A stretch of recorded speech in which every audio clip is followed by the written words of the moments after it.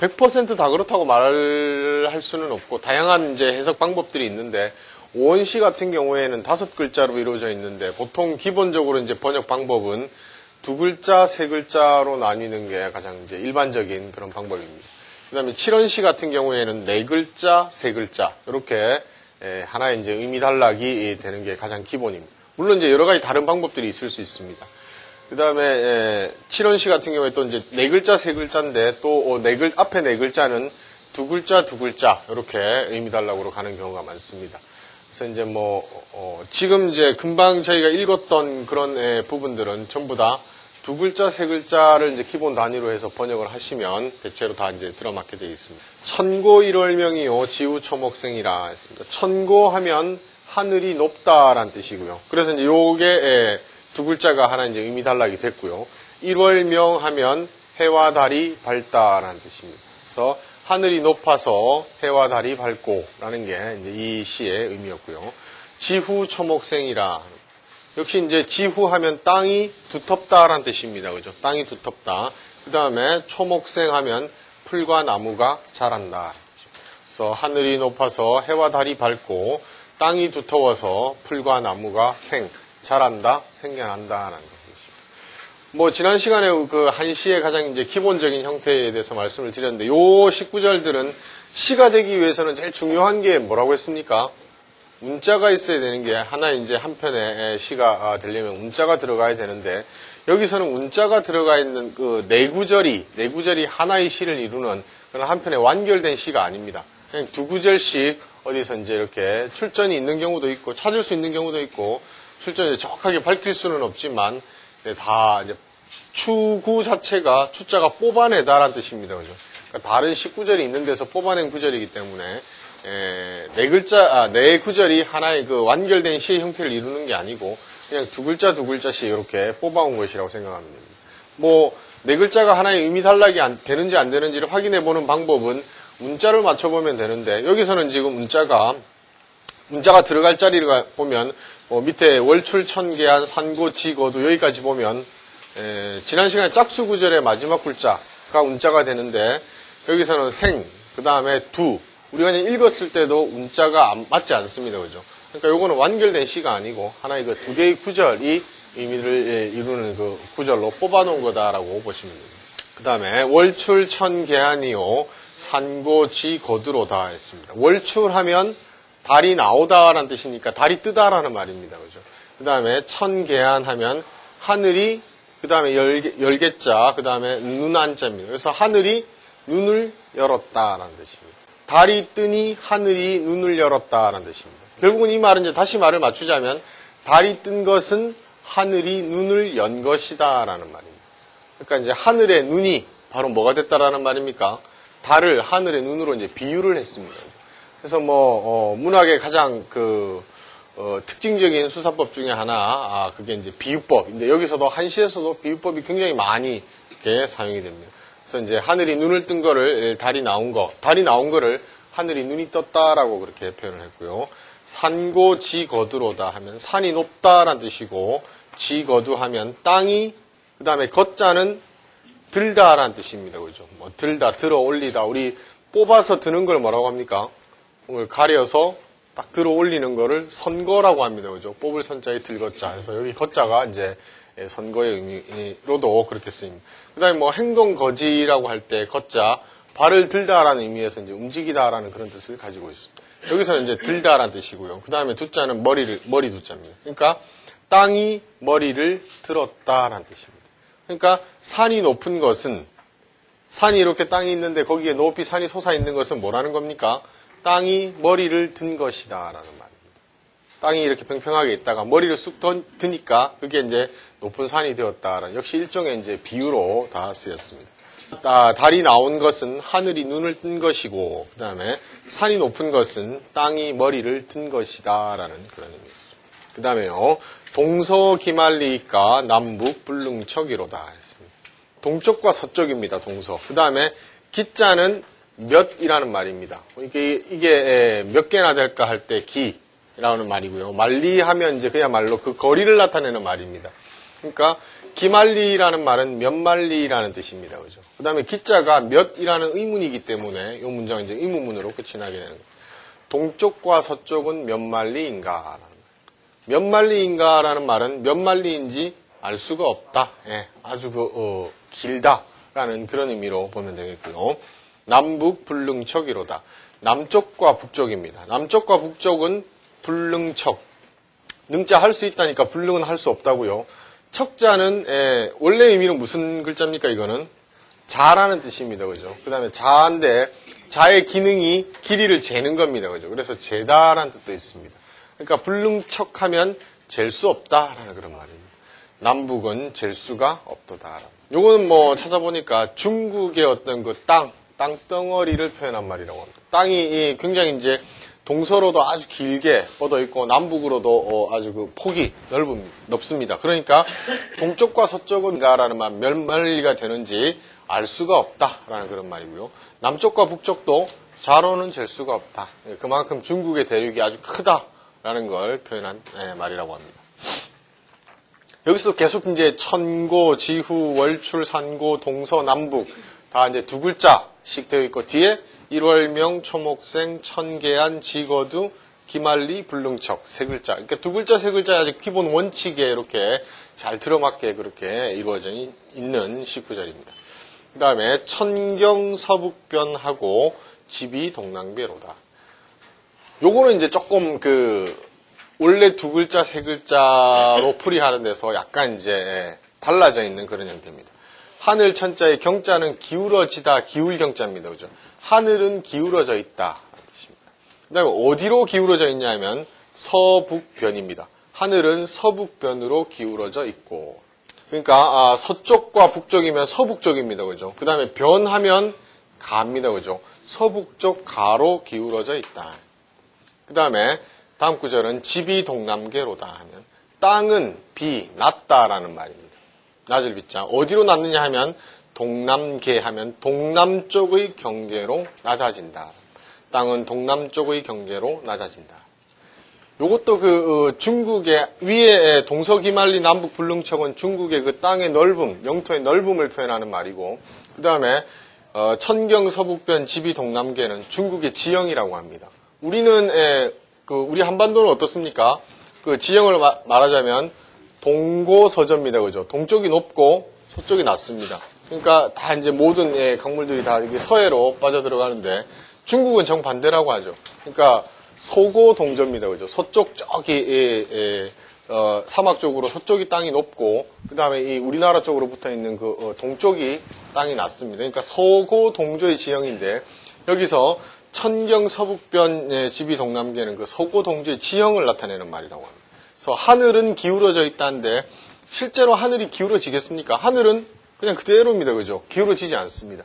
근데 하늘이 기울어졌다라는 말은 역으로 생각하면 땅이 그쪽으로 올라갔다라는 말입니다. 그래서 하늘은 서북쪽 가로 기울어져 있고 하면 땅은 서북쪽 가로 올라가 있고라는 말입니다. 그러니까 뭐 하늘은 그냥 그대로인데 이게 기울어져 있다고 표현했으니까 이렇게 땅이 이렇게 올라가니까 결국 이제 반대로 보면 하늘이 기울어져 있는 것처럼 그렇게 보는데 땅을 기준으로 했을 때 그렇다라는. 반대로 또 집이 동남계로다. 땅은 동남쪽 경계로 낮아진다. 그러니까 이제 이게 또 하나의 이제 번역 방법입니다. 그죠? 그러니까 주어가 나오고 서술어가 나오고 서술어가 요구하는 성분이 이제 그 뒤에 같이 세 글자가 이렇게 쓰이는 경우도 있다라는 말입니다. 그러니까 두 글자, 세 글자, 그 다음에 요거는 한 글자, 한 글자, 세 글자, 뭐 이런 식으로 번역이 간다라고 보겠네요. 그 다음에요. 출래 이화백하고 하지 수엽청이라. 출래하면 봄이 오다. 그 다음에 이화백하면 배꽃, 배나무 꽃입니다. 그죠? 배꽃이 하얗다라는 말입니다. 봄이 오니까 배나무 꽃이 하얗다. 봄이 와서 배나무 꽃이 하얗고 말이고요. 하지 수엽청이라 했습니다. 여름이, 그 다음에 치자도 이르다라는 뜻입니다. 그죠? 여름이 오니까, 여름이 이르니까 수엽청, 나무 잎이 청 푸르다라는 뜻입니다. 요 19절에서 보면 앞구절과 뒷구절도 어떤 앞에는 봄춘자가 있고 뒤에는 여름 하자가 있습니다. 그러니까 계절로서 이 구절을 서로 이제 대비를 시켰습니다. 그 다음에 올레자, 이를 지자 같은 의미를 가지고 있고요. 이화수엽 또 이제 똑같은 성분이고 그 다음에 나오는 게 흰백자하고 푸를 청자입니다. 흰색이 앞에 나왔다가 또 뒤에 이제 파란색이 푸른색이 나오게 되는 겁니다. 그러면 이제 시를 감상할 때는 19절이 가지고 있는 의미가 정확하게 이제 어떤 건지 풀이하고 나서 그 다음에 그 광경에 대해서 이게 한번 상상하는 과정이 필요합니다. 그러면 이 눈을 감고 이제 이 19절을 생각하면 봄의 경치가 머릿속에 싹 들어오는데 그 봄의 경치로 대표되는 색깔이 어떤 색깔이었습니까? 여기서는 이 구절에서는 사방에 그냥 흰 백꽃이 하얗게 피어있는 그런 광경입니다. 두 번째 구절을 읽을 때는 그 아주 그 싱싱한 여름이 되었는데 거기에 파란색 잎들이 딱 피어있는 광경입니다. 그러니까 흰색과 푸른색 색채가 이렇게 대비가 됨으로 해가지고 지금 머릿속에서 이제 어떤 그런 광경들을 그런 상상들을 하게 만들어주는 겁니다. 이것처럼 글자도 봄과 여름으로 대비를 시키고 그 다음에 어떤 색깔의 대비 흰색과 청색 이런 색채의 대비도 한시에서 많이 쓰는 그런 표현 수법 중에 하나라고 하겠습니다. 그 다음에요. 출양 황국발하고 동안 백설레로다. 역시 마찬가지로 가을 추자 겨울 동자가 이렇게 맞서고 있고 그 다음에 황국하면 누를 황자가 있고요. 그 다음에 백설하면 흰 눈이 있습니다. 이것도 노란색 그 국화를 상상했다가 다시 흰 그 하얗게 내리는 그 눈을 상상하게 되는 겁니다. 색채를 대비를 시켰습니다. 출양하면 가을이 양자는 서늘하다라는 뜻입니다. 그죠? 가을이 서늘하다. 그 다음에 황국발 누런 국화가 발자는 활을 쏘다라는 뜻인데 꽃이 발하면 어떻습니까? 이거는 피다라는 그런 뜻으로 만발했다라고 우리 얘기합니다. 그죠? 그래서 가을이 서늘해지니까 누런 국화가 피었고 그 다음에 동한 백설레로다. 겨울이 한자 차다라는 뜻입니다. 그죠? 춥다. 겨울이 추우니까 백설레 흰 눈이 오는구나. 흰 눈이 오도다. 역시 위의 구절과 마찬가지로 그 가을 계절을 대비를 시켰고 그것도 계절로 대표되는 그 색깔들을 대비를 시켜가지고 뭐라고 합니까? 그 이미지 하면 시각적 이미지를 많이 자극을 한다라고 볼 수가 있겠습니다. 그 다음에요. 1월 천년경이요 강산 만고병이라 했습니다. 1월 해와 달입니다. 그죠? 해와 달은 천년경, 천년의 거울이요. 거울이라는 말은 거울의 기능이 이제 내 모습을 비춰보는 겁니다. 그죠? 그러니까 그 비춰본다, 비춰준다라는 그 의미에서 해와 달이 거울의 비유가 됐습니다. 해와 달은 천년의 거울이요. 천년이라고 하는 거는 뭐 영원한 시간, 아주 오랜 시간, 천년, 만고 다 같은 의미로 이렇게 쓰이는 말입니다. 해와 달은 천년의 거울이요. 영원한 세월의 그 어떤 거울의 역할을 하고 있는 비춰주는 그런 물건이요. 강산 만고병이다. 강과 산은 만고. 역시 이 아주 그 한없는 세월, 영원한 세월을 우리가 만고라고 합니다. 우리 뭐 만고토록이라는 말도 많이 쓰는 말입니다. 강과 산은 만고의 병풍이로다. 병풍은 어떤 기능을 합니까? 병풍 자체가 막을 병자에 바람풍자 해가지고 요즘 말로 하면 바람막입니다. 그러니까 이렇게 우풍이라고 하나요? 외풍이 들어오는 걸 이제 막아주는 역할을 했던 게 병풍의 이제 주된 기능이었지만 그게 나중에 이제 병풍에 글씨도 쓰고 그림도 그리고 내 뒤에 놓아가지고 내 뒷 배경을 만들어주는 그런 역할을 하게 됩니다. 그러니까 내가 살아가는 이 땅에서 강과 산이라는 거는 내 뒤에 있는 그 병풍처럼 내 뒤에 놓여가지고 아름다운 풍경을 만들어주는 어떤 그런 존재들이다. 역시 그 강과 산을 병풍에다가 비유를 시킨 거다라고 보겠습니다. 해와 달은 천년의 거울이요. 강과 산은 한없는 세월 만고의 병풍이로다. 동서 일월문이요. 남북 홍안로로다. 동쪽과 서쪽은 동서는 해와 달의 문이다. 동으로 떠서 서로 지는 게 그러니까 나왔다가 들어갔다가 하니까 그게 이제 문입니다. 그죠? 그러니까 해도 그렇고 달도 그러니까 동쪽과 서쪽은 해와 달의 문이요. 남북 홍안로로다. 남쪽과 북쪽은 홍안의 길이로다. 홍하면 기러기, 안자도 기러기입니다. 그죠? 그러면 두 개 다 홍안이 기러기니까요. 기러기의 길이로다. 그러니까 남쪽에서 지내다가 북쪽으로 날아가고 다시 북쪽에서 남쪽으로 겨울을 지내기 위해서 날아오고 하는 그러니까 왔다 갔다 하는 그 기러기의 길 그게 바로 남쪽과 북쪽이로다. 그러니까 똑같이 동서기말리니까 남북 불능척이로다 해서 보면 동서와 남북이 나왔고 여기서도 동서일öl문이요 남북 홍안로로다 똑같이 동서가 나왔긴 합니다만 이제 그 시인이 바라보는 관점에서 이제 이 동쪽과 서쪽은 같은 글자입니다만은 거기에서 이제 받아들이는 그 의미는 이제 다른 각도에서 받아들였다 그렇게 볼 수가 있겠습니다. 춘수만사택 하운다 기봉 추월양 명휘 동령수 고송 앞에 요 이전에 나왔던 구절들은 그냥 각각의 두 개의 구절들이 대꾸로 이루어진 하나의 시였지만 요거는 네 개의 구절이 한편에 완결된 시입니다. 춘하 추동 각각의 이제 그 계절이 들어가 있는 것에서 알 수 있지만 그것보다 더 결정적인 원인은 뭐겠습니까? 운자가 들어가 있다라는 겁니다. 그죠? 보면 운자가 들어갈 자리는 어떤 글자입니까? 여기서는 오원시니까 두 번째, 네 번째 구절에 마지막 글자에 이제 운자가 들어가게 됩니다. 그럼 보면 봉우리 봉 하면 우는 뭐가 됩니까? 봉에서 우는 옹이 됩니다. 그죠? 그 중성과 종성이 우리말에 중성과 종성이 운이 된다고 했습니다. 그러니까 옹이 됩니다. 그 다음에 동령수 송 하면 송에서도 우는 뭐가 됩니까? 옹이 됩니다. 이거는 찾아보지 않더라도 원래 이제 한편의 시인 것도 맞고요. 그 다음에 봉과 송에서 운자가 맞아 들어가고 있다라는 거 우리가 읽어봄으로써 바로 그렇게 짐작을 할 수 있습니다. 춘수만사택 하면 봄물입니다. 봄물이라는 말은 겨울에 이렇게 꽁꽁 얼어있던 날씨가 풀리면서 이렇게 이제 얼음이 녹아가지고 막 생겨나는 어떤 그런 물들을 말합니다. 봄물은 만사택입니다. 만자는 가득하다, 가득 차다라는 뜻입니다. 어디에 가득 찹니까? 사택에 가득하다. 사택하면 사자는 사는 사방을 뜻하는 말이고요. 그 다음에 택하면 연못입니다. 그러니까 이제 얼었던 그 연못에 그 봄이 와가지고 물이 녹으니까 봄물은 사방의 연못에 가득가득하고 가득해지고 찰랑찰랑 넘치게 된다.